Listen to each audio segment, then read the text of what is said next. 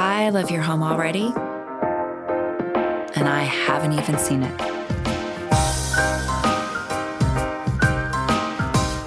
Does that sound crazy? It's not.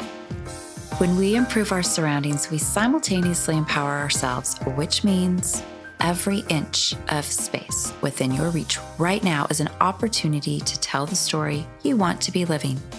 Tell me that's not its own kind of wonderful.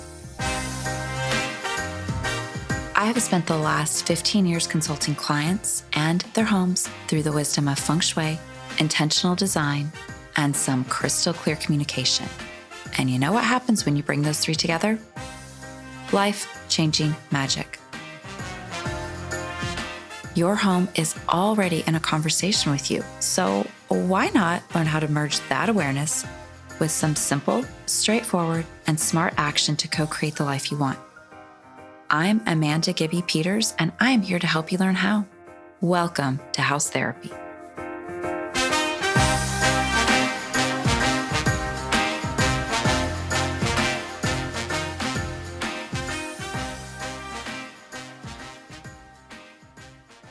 Before the dawn of every new year, I post a little feng shui checklist for welcoming and harnessing all that fresh effervescence into our homes.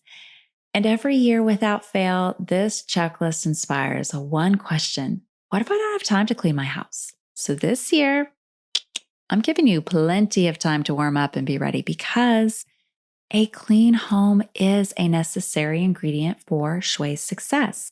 Now, let me be clear. When I say clean, I don't mean magazine, styled, or Instagram worthy. We're talking about chaos, clutter, dust, procrastinated projects, piles. Whatever your cleanup consists of, well, it's going to run interference with all of those welcoming efforts you enjoy doing. And I say this often, but I can't say it enough. The high vibe magic we're drawn to in a low vibe environment will not produce the champagne popping results that we hear about. So, with the new year in the forecast, how about a few rituals that will guarantee your house stays more clean and crisp throughout the year so that you don't feel overwhelmed by all the chores all at once ever again? Tip 1, embrace spot cleaning. So when I work with clients, a lot of them will have these grand and sweeping ideas of how to get their clutter under control or those trouble spots resolved. And when I follow up with these clients on those big plans, here's what I can tell you. Grand gestures when it comes to cleaning and clearing rarely work well. For instance, if I have a client who's decided to clean the whole garage in one weekend, a couple outcomes are almost predictable. One, they either become jet lagged just from the thought of it before they even get started, or two, they do go all in, but they've exhausted their interest and energy clearing this one space, so all the other areas needing attention get another pass. And how does that translate? Well, the chaos and clutter that remains can potentially become the dominant chi again, attracting more of that energy and experience their way. However, if they were to go through a few boxes every week and work steadily until it was done, the garage would be eventually cleaned. A similar and even smaller example of this, say we have a messy bathroom sink.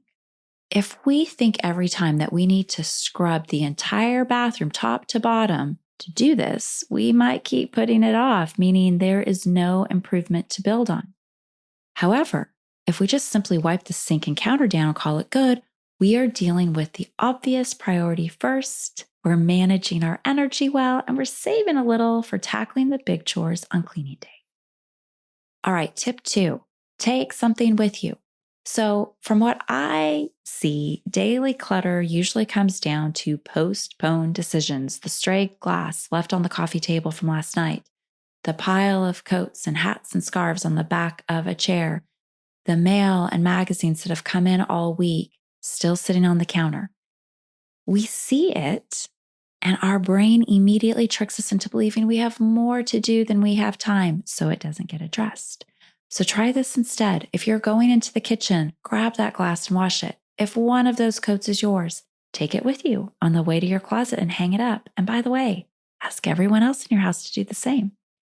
Open the mail, discard what isn't needed, And if you know that you don't have time for something right now, the magazines, the coupons, whatever that junk mail is, get rid of it. And then put the bills wherever you keep your bill paying tools. Listen, I don't encourage multitasking ever, except when it comes to streamlining trips around the house. All right, tip 3, stop using the floor as storage. So if this is your house, you are in for a real lift with this tip. First and foremost, I want you just to pick up anything on the floor that doesn't belong there, because when things linger on the ground, their energy tends to attract our attention and the home's chi downward too. Secondly, stop storing stuff on the floor. Like I just said, energy goes here, it becomes anchored here, and then it pulls, tugs, nags our own energy down with it. Think about it. When you see an overflowing basket or you are picking up things to put in it, where is your eye going? Down, right? And if energy's following the eye over and over and over again, that's the dominant energy. So I'm not saying that baskets are bad. They are totally fine to have. But what I am saying is you might want to limit how many repository spots you have on the floor. And while we're giving your space a lift, maybe put the laundry basket on top of the washer. Take the stack of magazines and recycle them or find them a new home. And have everyone, at least once a week, return anything they tend to drop on the floor to its real home. This could be backpacks, bags, shoes, boxes. Again, energy goes where the eye goes, so put your stuff away and your home, I promise, will immediately feel so much cleaner and lighter. Tip 4, clear the counters and other surfaces. So, horizontal spaces morph quickly into clutter havens because everything is drawn to them, right? It's also what we happen to notice immediately when we walk into someone's home or office.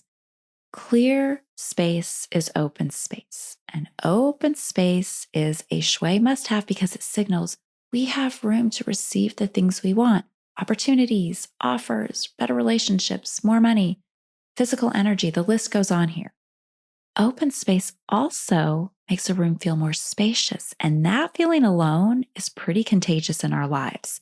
We don't want to wake up chronically overwhelmed. We don't want to feel like we're constantly pressing up against doubt or indecision. And when we can fully relax with that out of the way, we're also no longer being bombarded by all this stuff in the background, demanding, distracting our attention. All right, tip 5, adopt a more minimalist approach to decor. Now, listen, this is not about minimalism. I repeat, this is not about minimalism unless that's your preference. But if you are prone to dusty or messy spaces, all the little things sitting on a shelf or table could be a major contributor to why your space never feels completely clean. Empty space isn't necessary here, but practicing restraint with what you keep out is. So here's how to decide what stays or goes. Dust these sort of dense spots, we'll call them, once a week. And when you hit that first wave of resistance, eliminate a few pieces. Keep doing this weekly until the few things left out are easy peasy to polish to pretty. Like one of my teachers always said, dust is death. So we want to keep that managed, right? Especially if we're seeking to turn a new page, change directions, or welcome some auspicious luck our way. Tip 6, purge the fridge weekly. If you've got leftovers, expired foods, or goods that you aren't really going to eat, take them out before or on trash day. That's a really reliable way to turn this into a weekly ritual. And then do a quick mini purge before you grocery shop. Seriously, it will keep you from overspending and it will make you mindful of what's not being consumed so you don't needlessly spend money. Finally, put your house to bed at night. I know everyone asks about this. Well, here's what I mean when I say that. The way I see it is much of what happens tomorrow begins today. So I show up in small ways every night, tending to and taking care of what I can. I walk our home and I move through each room, fluffing a pillow, folding a blanket, returning things to their designated spots, washing any last-minute dishes, wiping down the sink. I make sure the house feels how I want to be greeted in the morning. That's a self-hospitality hack. And getting into this one habit, I've noticed adds up quickly, and it changes how you feel and respond in your home. I personally know our house so much better because of this ritual. And over the years, it has ensured that the kind of energy we prefer is usually the kind of energy that's percolating all around us. And that's our episode, my loves. Thank you so much for listening. Be sure to head over to simpleshui.com if you're craving a bigger serving of house love. And if you like what you're hearing, I hope you follow and subscribe wherever you get your podcasts. And if you love what you're learning, will you leave me a review? Your note will totally make my day and help even more people find the show. Have a fabulous day, and I can't wait to meet you back here next week.